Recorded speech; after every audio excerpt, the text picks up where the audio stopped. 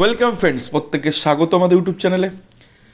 যে সমস্ত ভিউয়ার্সরা প্রথমবারের জন্য এই চ্যানেলটি দেখছেন তাদের উদ্দেশ্যে একটি কথা বলবো, এই চ্যানেলটিকে অবশ্যই সাবস্ক্রাইব করে নিন, কারণ এই চ্যানেলে কিন্তু মূল তথ্য ধরে ধরে আমরা কিন্তু ভিডিও তৈরি করি।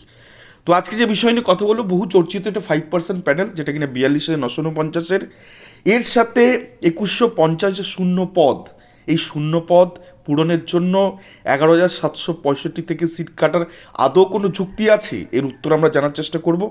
মার্চে কিন্তু 2024 সালে এই প্যানেলের একটা ডিরেকশন কিন্তু আসতে পারে। 20টি ডিপিএসসিতে আরটিআই মোতাবেক কত শূন্য পদ রয়েছে সে সম্পর্কিত আলোচনা আজকে এই ভিডিওতে থাকছে। 12 বছর পর 2009 সালের প্রাথমিক নিয়োগে কিন্তু 5% প্যানেল দিতে বাধ্য হয়েছিল রাজ্য সরকার, সেই সাথে সেই ডিপিএসসি, এবং এই সাথে আরও থাকছে 6 অথবা 8 জেলায় 5% প্যানেল নিয়ে একটা বিতর্ক থাকছে, যেটা কিনা 42,000-এর অংশ। তো চলো ভিডিওটা শুরু করা যাক। তো যে বিষয় নিয়ে প্রথমেই শুরু করবো সেটা হচ্ছে 5% প্যানেল সম্পর্কে জানতে গেলে বা বর্তমান পরিস্থিতি সম্পর্কে সামগ্রিক ধারণা পেতে গেলে একটু পূর্বতন ইতিহাস ঘাটার প্রয়োজন আছে। মালদা ডিপিএসসি, এটা 2009 সালের একটি প্রাথমিক নিয়োগ সংক্রান্ত বিষয়ের ছিল তখন। তো সেই জায়গায় কিন্তু 5% প্যানেল 20/5/2022, অর্থাৎ প্রায় অনেক বছর, প্রায় 12 বছর পর কিন্তু এই প্যানেল কিন্তু প্রকাশিত হয়েছে। তো from the chairman Malda DPSC to the district magistrate Malda, কি লেখা আছে একটু পড়ে নিই। Request for publication of additional 5% panel in the connection with the recruitment process in primary school teacher recruitment 2009, এবং একটা ডাব্লিউপি নাম্বার এখানে দেওয়া আছে।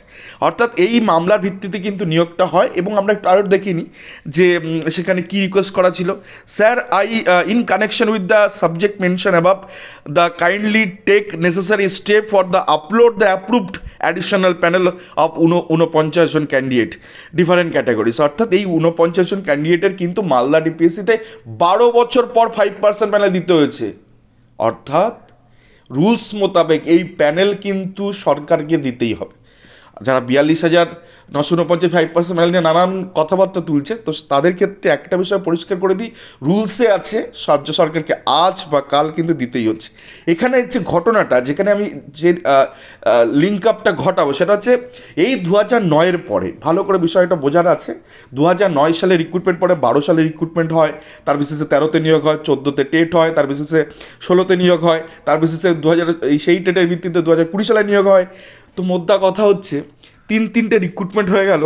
তো সেক্ষেত্রে দাঁড়িয়ে 5% প্যানেল পেতে কিন্তু 2009 যারা প্রাথমিকে পার্টিসিপেশন করেছিল তাদের কিন্তু অসুবিধা হয়নি। অর্থাৎ সিট কেটে নেওয়া মানে ফার্দার রিক্রুটমেন্টে গিয়ে অ্যাড হয়ে গেছে, ওখানে গিয়ে ইনক্লুড হয়ে গেছে, ওখানে গিয়ে মার্জ হয়ে গেছে, এই সমস্ত যাবতীয় কথা ভিত্তিহীন। যার যা দাবি, যেখান থেকে যার দাবি, সেটা প্রাথমিক শিক্ষা পর্ষদ, রাজ্য সরকার বুঝবে। তো 5% প্যানেল 2009-এর ক্ষেত্রে কোনো নিয়োগ কিন্তু বাধা হিসেবে দাঁড়ায়নি। তাদের যখন কোর্ট ডিরেকশন নিয়ে যে 5% ভাই আকাশ থেকে আনো, পাতাল থেকে আনো, দিতে কিন্তু তাদের হচ্ছে, সেই প্যানেল কিন্তু দিতে হচ্ছে। এবং সেটা শুধু মালদার ক্ষেত্রে নয়, উত্তর 24 পরগনা জেলার ক্ষেত্রে হচ্ছে, এবং তার ভিত্তিতে নিয়োগও হয়ে গেছে। এখানে যে বিষয়টা, অনেকে বলছে 2016 সালের যে রিক্রুটমেন্ট বা 2009 সালের যে রিক্রুটমেন্ট, সেক্ষেত্রে 2022-এ তাদেরকে ট্রেন্ড হতে হবে।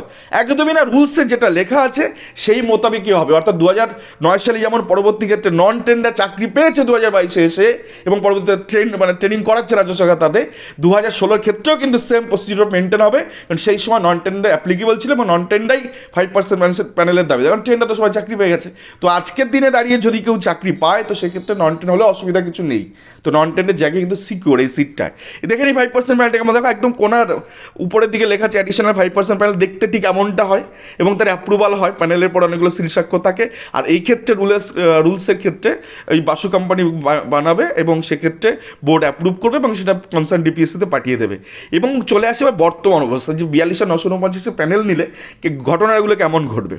এটা আরসি বাগচি রিপোর্ট, পর্ষদের একদম প্রাক্তন সচিব তিনি যে রিপোর্টটা ফাইল করেছেন, সেই রিপোর্ট মোতাবেক আলিপুরদুয়ার ডিস্ট্রিক্টে 3-4 ক্যাটাগরিতে নিয়োগ হচ্ছে। ভ্যাকেন্সি 791টা ছিল, বোর্ড রেকমেন্ডেড করেছিল প্রথম ফেজে, সেটা হচ্ছে 789 জনকে ভ্যাকেন্সি 2টো পড়ে থাকার কথা। আর পরবর্তী ক্ষেত্রে যে 7টে অ্যাডিশনাল প্যানেল নিয়োগ হয়েছিল, সেটার ক্ষেত্রে আমরা দেখতে পাচ্ছি যে 14টা অতিরিক্ত নিয়োগ করে ফেলেছে। তো এইভাবে আলিপুরদুয়ার, বাঁকুড়া, বীরভূম প্রত্যেকে তোমরা দেখে নেবে, 3 জেলায় অতিরিক্ত নিয়োগ হয়েছে। মুর্শিদাবাদ, নদিয়া, পশ্চিম মেদিনীপুর, পূর্ব মেদিনীপুর, পুরুলিয়া, অর্থাৎ অর্থাৎ 8 ডিস্ট্রিক্টে কিন্তু অতিরিক্ত নিয়োগ করে বসে আছে।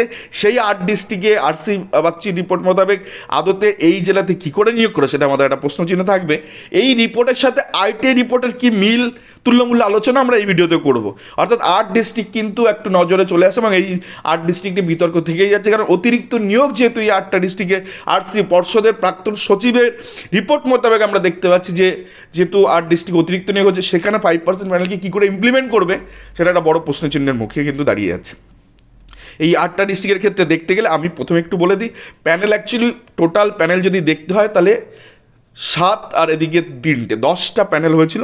প্রথম প্যানেল টেন্ডের ছিল, সেকেন্ড যে প্যানেল সেটা আদার দ্যান বাংলা মিডিয়ামের ছিল নন টেন, আর থার্ড প্যানেল ছিল হচ্ছে ইনিশিয়াল যে 40,000 প্যানেল প্রথম তৈরি হয়েছিল সেক্ষেত্রে কিন্তু নন টেন বাংলা মিডিয়াম হচ্ছে। সব মিলে 40,385 জনের নিয়োগ দেয়। পরবর্তী ক্ষেত্রে 2 বছর 7 মাস সময় ধরে আরও প্রায় 11টি প্যানেল হয়, সেটাকে পর্ষদ 5-7 ভাগে দিয়ে দেয়। তো যাক, এটা হচ্ছে ঘটনা। এবং এইবার চলে আসে আইটির মানে পিটিশনারদের পক্ষে এই মুহূর্তে কি দখলদারির কথা বলা হচ্ছে, যে সম্পত্তি দখলদারি কেছে, সেটা একদম আইটি, কারণ আইটি রাইট ইনফরমেশন অ্যাক্টের ভিত্তিতে তারা জেনে গেছে কতগুলো নন জয়েনিং সিট সেই সময় আছে। সেক্ষেত্রে আলিপুর দুয়ারে ডিস্ট্রিক্টে 5% অ্যাডিশনাল পেতে পারে। খুব ইম্পর্টেন্ট এই ভিডিওটা।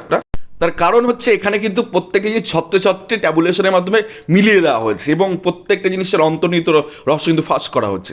তো ভ্যাকেন্সি আলিপুরদার কাছে 791টা অ্যাডিশনাল প্যানেল ভ্যাকেন্সিতে 40টা পেতে পারতো, অ্যাকর্ডিং আইটিআই মোতাবেক নন জয়েনিং 8টা, অর্থাৎ এখানে 8টা মিনিমাম বা ম্যাক্সিমাম পেতে পারে। বাঁকুড়ার ক্ষেত্রে 76টা অ্যাডিশনাল প্যানেল পাওয়ার কথা, সেখানে 27টা ফাঁকা আছে।